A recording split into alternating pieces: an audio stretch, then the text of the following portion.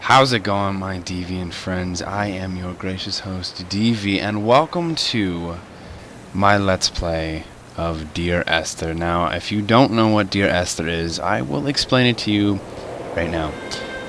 Dear Esther is... Okay, I won't explain the plotline, but I'll explain what the game is about, because it's a bit different from most games that most people play, and the fact that it is more of a cinematic game, more like an interactive movie.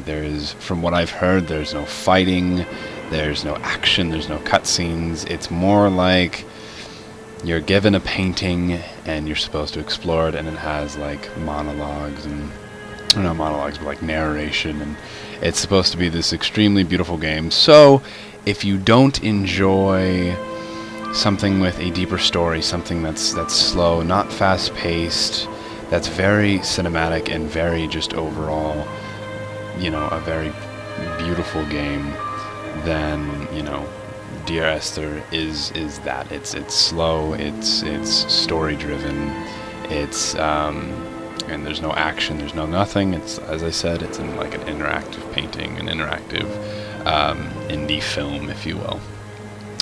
So, first off, I just want to change my settings because I don't know what my settings are, and I want to make sure that it is good.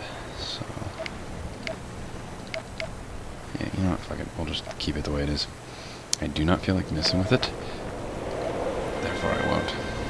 Okay, so, another thing, I know with Let's Plays you're supposed to talk a whole lot and be all, what is it,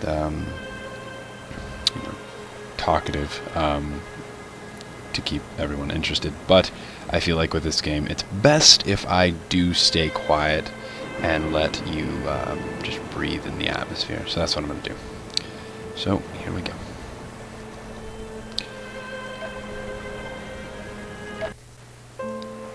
Dear Esther, the morning after I was washed ashore, salt in my ears, sand in my mouth, and the waves always at my ankles, I felt as though everything had conspired to this one last shipwreck.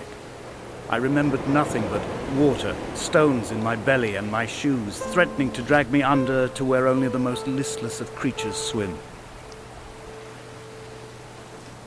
Alright, so we're off, and I believe from I've read a couple things, you do already... Yep, oh no, your flashlight just activates when you go in darker places. I mean, fucking look at that, though. I mean, that's just fucking insane. If it's one thing that I love in games more than anything, and graphics, I know graphics aren't the key point in any video game, but they help. They do. And especially with atmosphere and the music that the developers chose, that, the game designers chose, it's so fucking perfect. And I mean, just look at this room. I mean, with the particles coming in through the windows and the lighting and just with the music on top of that, and this whole just the vibe that it's giving off. Oh, it's a fucking lighthouse, is it really? Now, this is not a scary game. It's just more, as I said, at least I don't think it's a scary game. Make one hell of a scary game.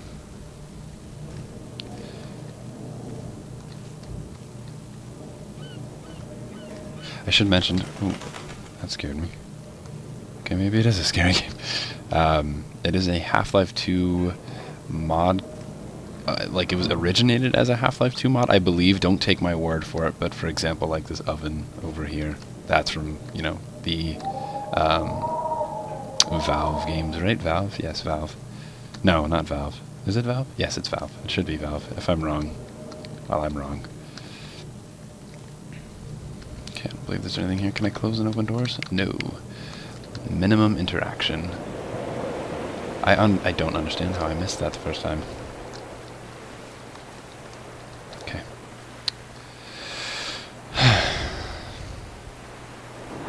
Can I jog? Sprint? Nope. I'm just walking. I mean, but look at all the detail. Like, look at the incredible amount of detail, like on the grass and the path. I mean, that's just fucking insane. And the crazy thing is it's not somebody went in and did this. Like, somebody actually... Oh, there's a drop off. Somebody went in and actually put all of this here, which I think is insane. Okay. I almost fell. See, Donnelly reported the legend of the Hermit, a holy man who sought solitude in its most pure form. Allegedly, he rode here from the mainland in a boat without a bottom, so all the creatures of the sea could rise at night to converse with him. How disappointed he must have been with their chatter. Perhaps now, when all that haunts the ocean is the rubbish dumped from the tankers, he'd find more peace. They say he threw his arms wide in a valley on the south side, and the cliff opened up to provide him shelter. They say he died of fever 116 years later.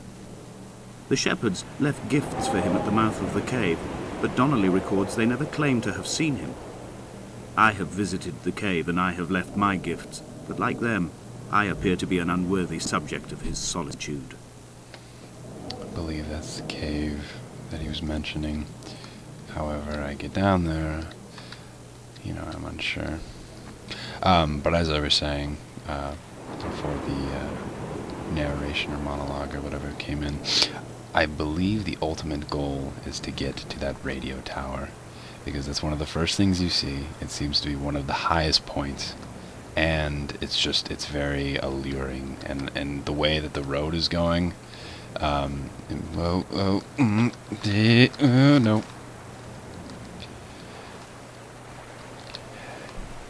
Okay. I'm not sure if that was supposed to happen. I'm pretty sure it was. So in that case, we'll follow the shoreline. But yeah, as I was saying, I believe that radio tower, or just signal tower, is where we're supposed to be going. So that is where we'll go. Some fishing nets. Is that just trash? Yeah, it's trash. Alright. There's a crack in the mountain here.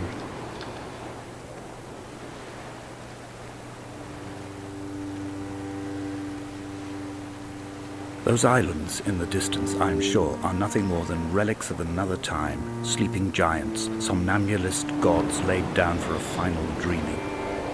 I wash the sand from my lips and grip my wrist ever more tightly. My shaking arms will not support my fading diaries.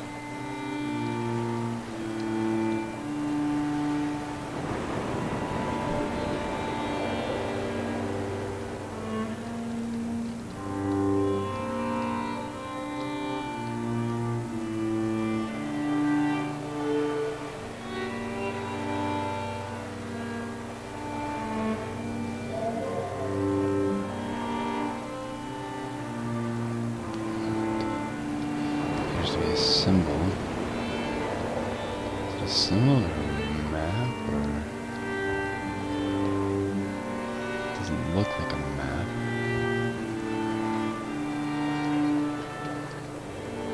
It's not an ordinary arrow.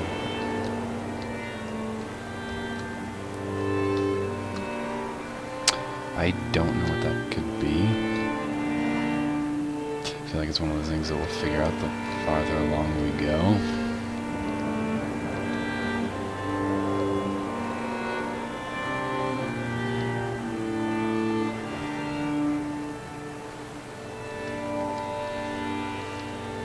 Part of me just wants to sit here and I found myself to be as featureless as this ocean, as shallow and unoccupied as this bay, a listless wreck without identification.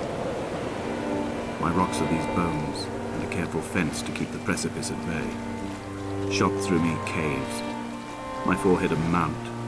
This aerial will transmit into me so. All overexposed, the nervous system, where Donnelly's boots and yours and mine still trample. I will carry a torch for you. I will leave it at the foot of my headstone. You will needle-footed tunnels that carry me under. Something tells me I actually wasn't supposed to go this way. Because, yeah, I obviously cannot go through there, and it looks way too rocky, and the fact that I can't jump. I don't think you can die, but I don't want to risk it. So I'm going to head back. And I'm not even sure... No, never mind. I was going to say that I'm not even sure if the narration of the monologues are like activated, or they just happen every couple of minutes or so, but I'm pretty sure they're activated because as soon as I came down here, he started talking about the islands off in the distance, so I'm pretty sure that, that's what it is.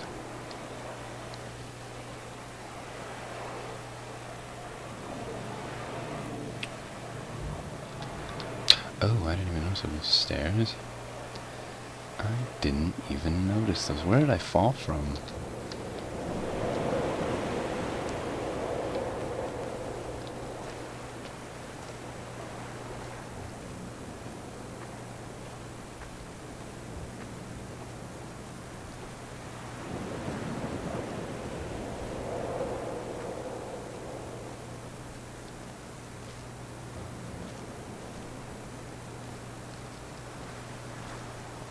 Absolutely fucking gorgeous.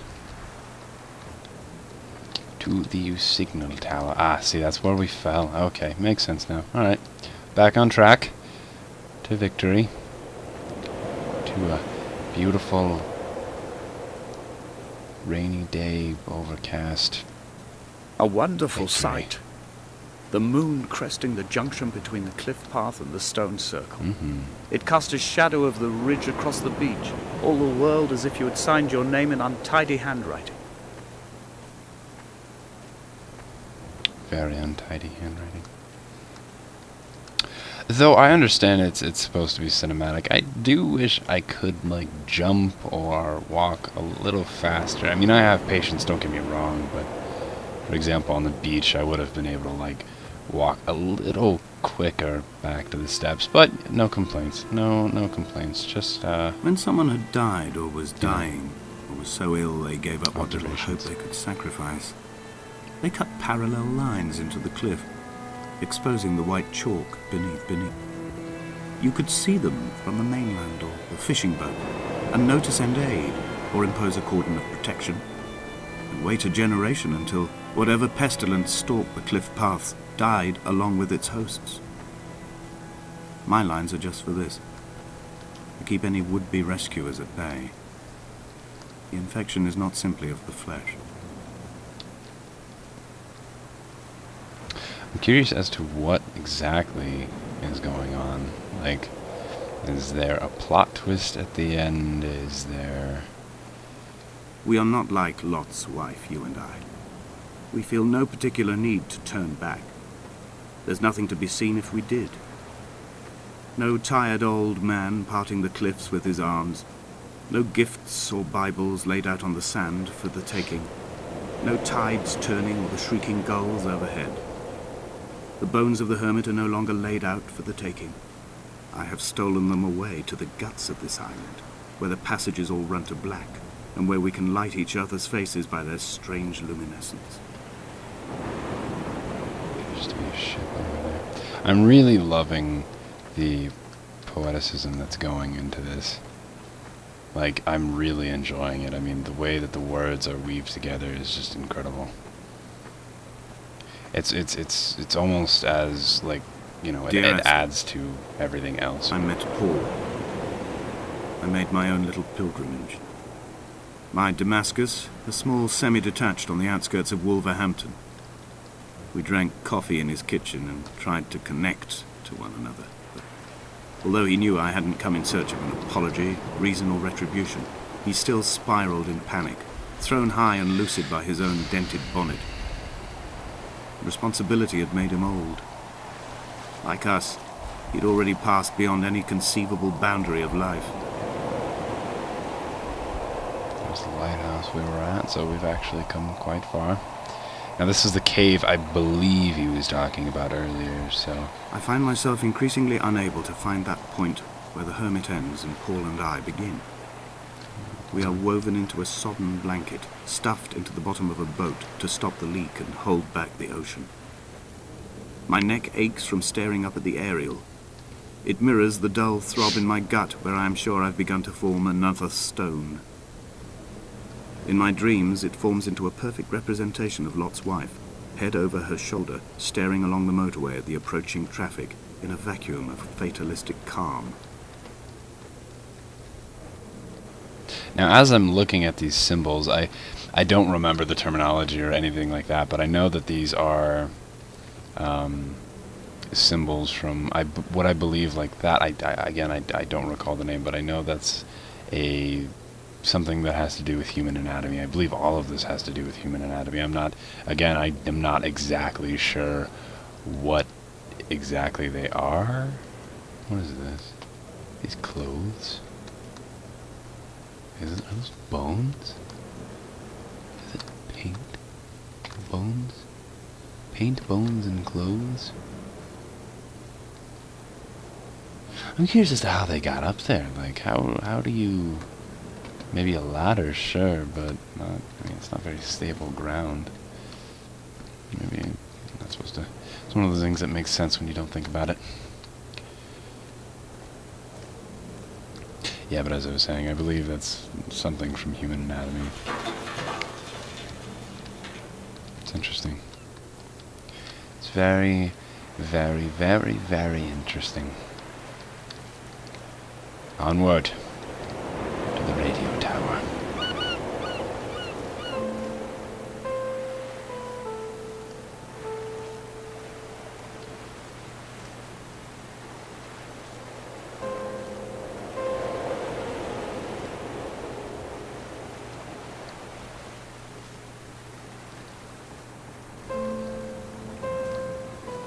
It's quite the quaint creek. The foliage is what's getting me. I mean, see, obviously, what is that called in photography? It's like the leading lines, I believe. That's obviously leading lines. I mean, come on, we're definitely heading to the radio tower. There's something significant about that tower. So hopefully we can get there. That's he still a really maintains far he way to wasn't go, drunk, though. but tired. I can't make the judgment or the distinction anymore. I was drunk when I landed here, and tired too. I walked up the cliff path in near darkness and camped in the bay where the trawler lies beached. It was only at dawn that I saw the bothy and decided to make my temporary lodgings there. I was expecting just the aerial and a transmitter stashed in a weatherproof box somewhere on the mount. It had an air of uneasy permanence to it. Like all the other buildings here, erosion seems to have evaded it completely.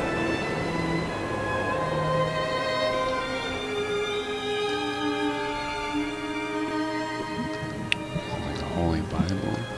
It says units in chemistry. So maybe those were...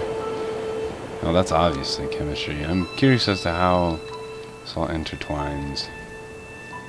That's interesting, though.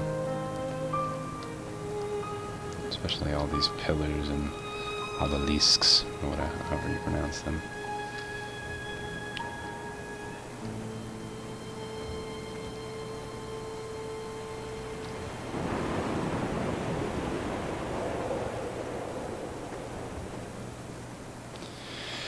Let's get up here, and hopefully it's a more or less straight path to the radio tower.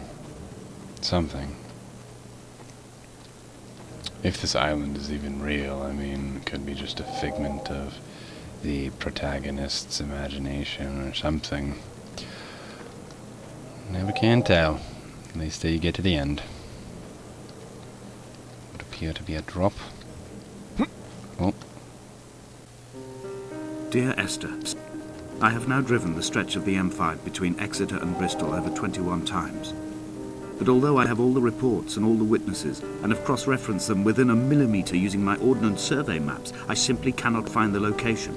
You'd think there would be marks to serve as some evidence. It's somewhere between the turn-off for Sanford and the welcome break services. But although I can always see it in my rear-view mirror, I have as yet been unable to pull ashore.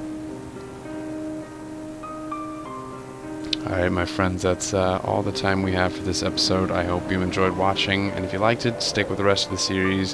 If you didn't, check out some of my other Let's Plays.